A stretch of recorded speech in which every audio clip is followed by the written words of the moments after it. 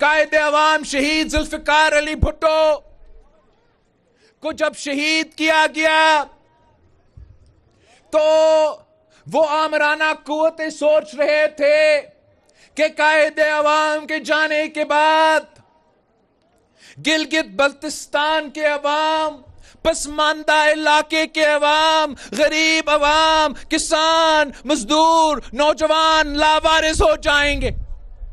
उनके लिए आवाज उठाना कोई नहीं रहेगा। और जब गरीब के लिए, अवाम के लिए आवाज उठाने वाले नहीं होंगे तो वो अपने मर्जी के करेंगे। मगर ये इनकी भूल थी कि एक नहत्ती लड़की ने अपनी ललकार से एक नहीं 2 आमरों को ललकारी थी, उनके हुकूमतें गिराए।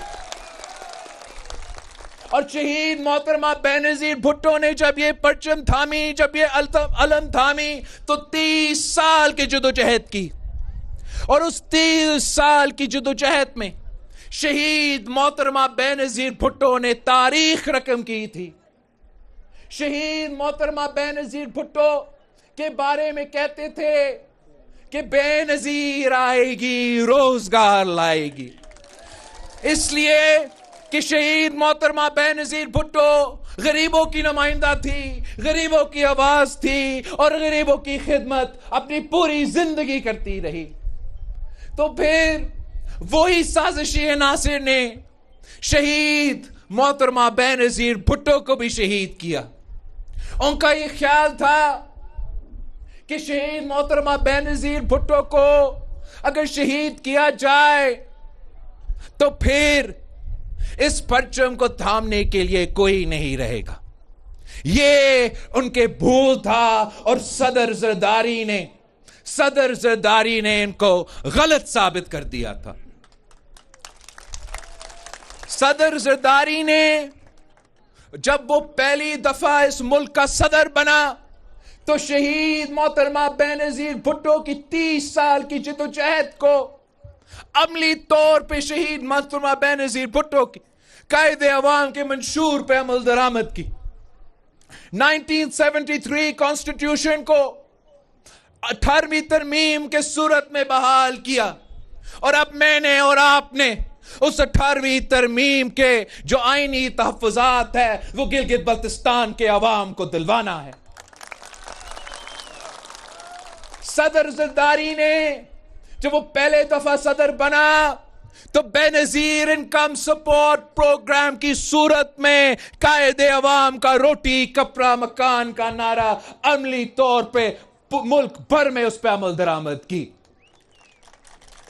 और इंशाअल्लाह ताला आने वाले बजट में हम इसी बेनजीर इनकम सपोर्ट प्रोग्राम का इजाफा करेंगे।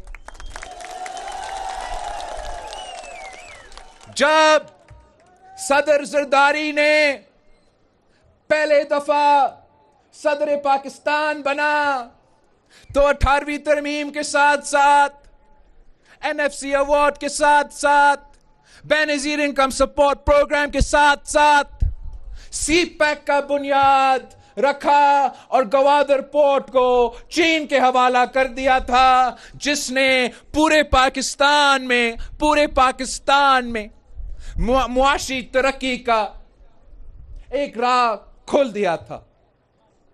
अब काफी ऐसे सियासी जमातें हैं जो बड़े बड़े दावे कहते हैं। वो कहते हैं कि हमने अपने सूबा में ये किया वो किया। मैं उनको बताना चाहता हूं कि आपने जो भी किया वो सिर्फ और सिर्फ सदर जरदारी की वजह से। अगर उन्होंने कोई मेट्रो शेट्रो बनाए, किसी एक शहर में कोई ट्रेन शेन चलाया, तो वो इसलिए कि सदर जरदारी की 18वीं तरमीम की वजह से, सदर जरदारी की NFC अवार्ड की वजह से आपको ये मसाइल मिले कि आप ये तरक्याती मंसूबे करवा सकते थे। बड़े बड़े दावे करते हैं कि हमने ये किया वो किया। अगर सदर जरदारी CPEC नहीं लेकर आता तो कहां से ये ऑरेंज ट्रेन बना के दिलवा देते अपना शहर को। ये सिर्फ और सिर्फ सदर जरदारी की वजह से, सूबे को जो मुआशी तौर पे ताकत दिया गया, तो वो किसी सूबा ने ट्रांसपोर्ट पे ध्यान दिया तो किसी दूसरा सूबा में सेहत का जाल बिछा दिया। ये सब असल में क्रेडिट सदर जरदारी को जाता है। और उसी सदर जरदारी ने गिलगित बल्तिस्तान को नहीं भूला। जब सदर जरदारी पहली दफा सदर बना तो सबसे भरकर गिलगित बल्तिस्तान को शिनाख्त दिया, नाम दिया। सदर जरदारी के सदारत से पहले इस इलाका को नॉर्दर्न एरियाज कहा जाता था। ये पाकिस्तान पीपल्स पार्टी की कामयाबी है, ये आपका कामयाबी है कि हमने गिलगित बल्तिस्तान का नाम रख के उनका ये शिनाख्त दिलवा दिया था।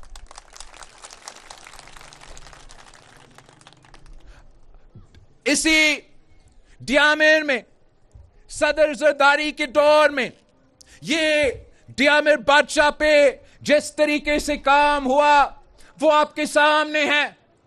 और बहुत अफसोस की बात है कि अगर सदर जरदारी का हुकूमत एक साजिश के तहत 2013 में एक आरओ इलेक्शन के जरिए जबरदस्ती खत्म नहीं करवाया जाता, पाकिस्तान पीपल्स पार्टी। ये बराह रास्त मनाजिर हैं चुलास के। पीपल्स पार्टी की जानिब से बिलावल भुट्टो जरदारी इस जलसे से खिताब करें। बिलावल भुट्टो की जानिब से कहा गया कि दियामीर के लोगों ने पिछली बार से ज़्यादा इस्तकबाल किया।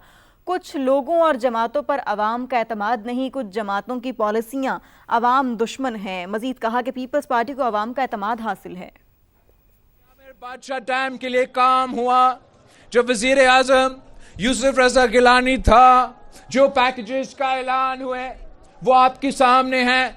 और मैं समझता हूं कि अगर सदर जरदारी के हुकूमत को जिस अंदाज से उस वक्त एक साजिश का तहत खत्म करवाया गया, अगर ऐसा नहीं होता तो आज तक ये डियामिर बादशाह डैम बना हुआ होता। मुझे बहुत अफसोस हुआ, बशीर साहब मुझे बता रहा था कि अभी तक जो रीसेटलमेंट के दावे और वादे किए गए वो भी पूरा नहीं हुए। मैं आपसे वादा करना चाहता हूं कि इंशाअल्लाह ताला 7 जून के बाद पीपल्स पार्टी की हुकूमत बन रही है और हम ये काम पूरा कर देंगे। जहां तक रीसेटलमेंट की बात है, वो फौरी तौर पे पूरा जोर करके वो काम मुकम्मल कर लेंगे। मगर साथ साथ हमारा वफाक से मुतालबा ये होगा कि पूरा पाकिस्तान की पीएसडीपी वफाक का पीएसडीपी एक तरफ, पहले ये डियामिर बादशाह डैम मुकम्मल करो, फिर किसी और शहर में कोई आपका वफाक का पीएसडीपी से एक ईंट भी लग जाए। ये ना सिर्फ डियामिर के अवाम का हक है, ये पाकिस्तान की जरूरत है। आपको मालूम है कि मोदी की भारत का जो हुकूमत है, इन्होंने इंडस वाटर ट्रीटी पे हमला किया है। इन्होंने पाकिस्तान को इस पानी दहशतगर्दी इस्तेमाल कर रहे हैं। जब उनके पास कैपेसिटी है तो वो हमारे तरफ सैलाब भेज देते हैं, जब उनका जी चाहता है वो अपने यहां पानी रोकते हैं और निचले जो हमारा लोअर रिपेरियन है उनको प्यासा मारने की कोशिश करते हैं। तो ये वजह है कि अब पाकिस्तान के लिए कोई और मंसूबा इतना अहमियत नहीं रखता जितना ये डियामिर बादशाह डैम का मंसूबा रखता है। और मैं अपना इत्तेहादी वजीर आजम शहबाज शरीफ साहब से दरख्वास्त करता हूं कि शहबाज साहब, हमने आपका शहबाज स्पीड लाहौर में सुना है, अब आपको हमने दो दफा आपको वजीर आजम बनाया है। जरा मेरे डियामिर के अवाम को अपना वो शहबाज स्पीड दिखाए और जल्द अज जल्द ये डियामिर बदशाह दायम को मुकम्मल करके दिखाए। पाकिस्तान पीपल्स पार्टी ने हमेशा मुल्क के मफाद के बारे में, चाहे वो हमारा मईशत हो, चाहे वो हमारा दिफा या डिफेंस का कैपेसिटी हो, पाकिस्तान पीपल्स पार्टी की वजह से अगर आज किसी एक ही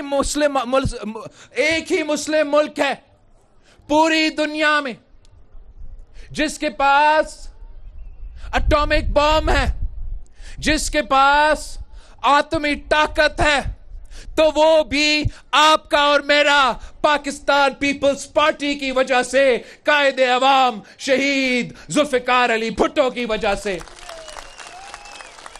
कायदे अवाम शहीद जुल्फिकार अली भुट्टो गिलगित बल्तिस्तान के सरजमीन पे खड़ा होकर यह दावा किया था कि हम घास खाएंगे मगर हम बम बनाएंगे।